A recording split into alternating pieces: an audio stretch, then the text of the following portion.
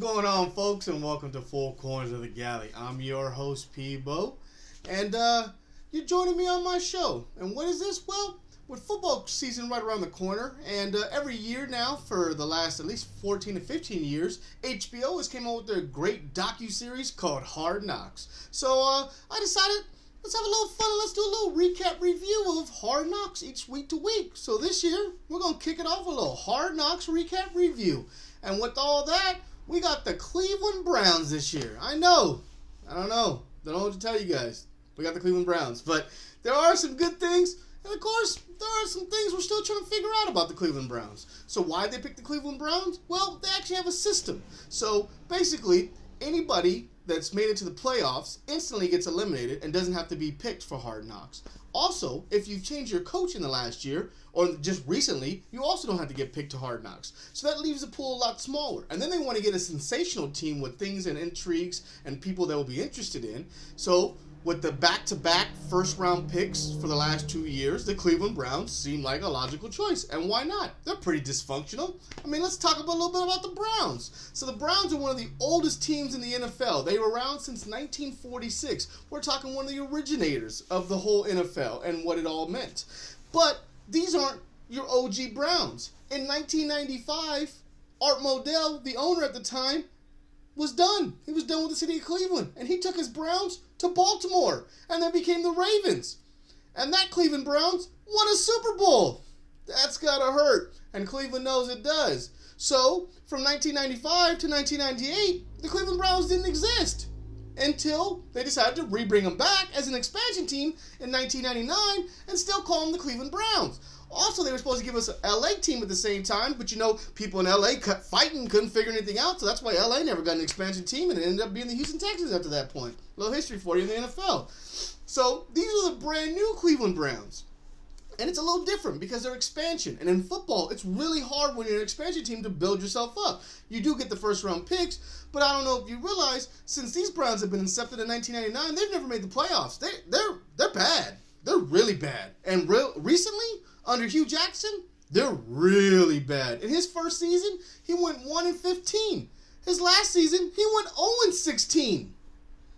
I don't think he's doing really well. But in this day and age, when there's not a lot to go on, they're giving him one more try. And he's had back-to-back first-round picks. And with this year, he got his big quarterback in Baker Mayfield, which shocked a lot of us. I mean, I'm very confused on why he's going there. He's got Myles Garrett, his big D end, he's counting on to hopefully be that Javier Clowney or, J.J. Watt or that Dominic Sue in the middle that's going to disturb and really get after it. So there's some high hopes for the Cleveland Browns. Also, with addition to the Cleveland Browns, they have a whole bunch of new free agency and stuff because they had a lot of money. So they actually went out and spent some money and got some big players. And we're going to meet a couple of these players when we get into it. So that's a little history on the Cleveland Browns and where they are now and why they're not the historical team they should be, because their history was ripped away in the 90s and they were given a brand new team with a brand new slate with all the old history, but not the same old guys. I mean, I don't know if you guys know, but when the Browns left Cleveland, Bill Belichick was their head coach. Yeah, the same guy that coaches the Patriots that now has 5 Super Bowls. So, kind of hurts when you watch the team leave, win a Super Bowl, the coach you had become one of the greatest coaches of all time. That's a little scary.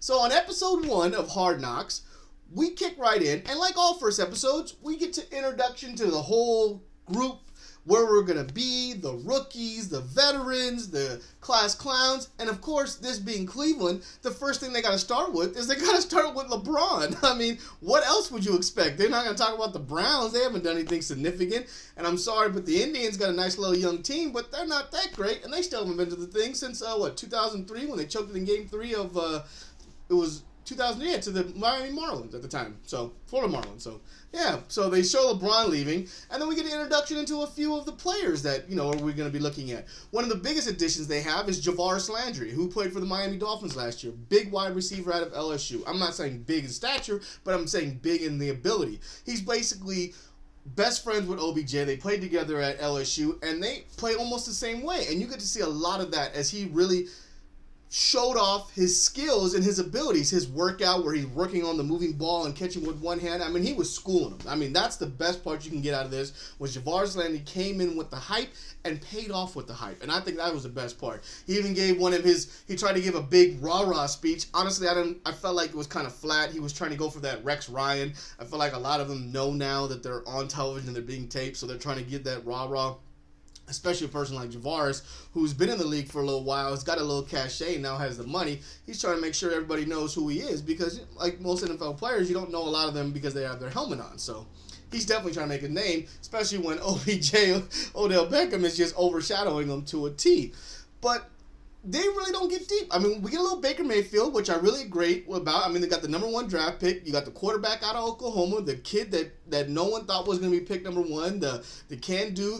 He's got the moxie of Aaron Rodgers, and he's really got the moxie, but we got to see if he's going to put it all together. And he decides to bring on his big contribution to this season. He brings a big old RV, and I guess it's a quarterback RV, which is pretty cool. I mean, he's already acclimating himself to the team, bringing an RV, making sure the quarterbacks feel love, because he's not even the number 1 on the depth chart. The number 1 on the depth chart is Tyrod Taylor, who's actually a decent quarterback. He's from the Buffalo Bills. Now, he's actually really good. His arm strength is strong. He can throw deep. His accuracy is probably his biggest issue. He has wheels for days. The guy can run, but I know he's trying to be a more complete pocket passer. And a lot of the problems that happened with the Bills, his offensive line wasn't that great, so hopefully he gets a restart with the Browns, because he does have weapons there. I mean, with Javarius Landry, if you do get back Josh Gordon, who is an absolute animal and beast the minute he steps on the field, is just something special. You get that, plus with that rookie tight end they had last year before he got hurt. I mean, there's a lot of weapons in Cleveland that they can do some good with, so we'll see. Plus, Frank Gore just joined the Browns, so I mean, they do got a little backfield. So we get to meet a lot of them, but they don't even talk to... Baker doesn't really get that much shine. Tyrod Taylor doesn't seem like he wants anything to do with it, so I felt like the first episode was really flat. I mean, the big thing that we focused on was Hugh Jackson, who last year said if we didn't have a better record than his 1-15, was going to jump in Lake Erie. So, being a good coach and a good person, he turns it into a charity fundraiser and makes a good thing out of it, which is great. And he jumps into the lake and raises money, the whole good thing. But the worst part is, this man probably had one of the worst weeks in anyone's life that you can think imaginable. One day, he loses his brother, and then a week later, he loses his mother. And this is all right before the start of training camp. So this man is going through it. And they really put a lot of focus on him because they want to watch basically this man deal with some of the worst loss of his life, and then still try to command these 80 men and tell them to go out there and beat the snot out of each other. I just thought that was really poor editing. Yes, give a little show off how strong he is and how much it hurts and everything. That's all great, but move the focus away. Put more on the rookies or some of the veterans. They actually have some decent players there, and they're not really giving a lot of them that shine. I just felt like this episode overall as a starting point fell flat. I mean, other episodes, they really got a lot of things they can go with. I don't know if they overshot their wad on going with the Cleveland Browns because they have the 2 top picks, lots of controversy and things.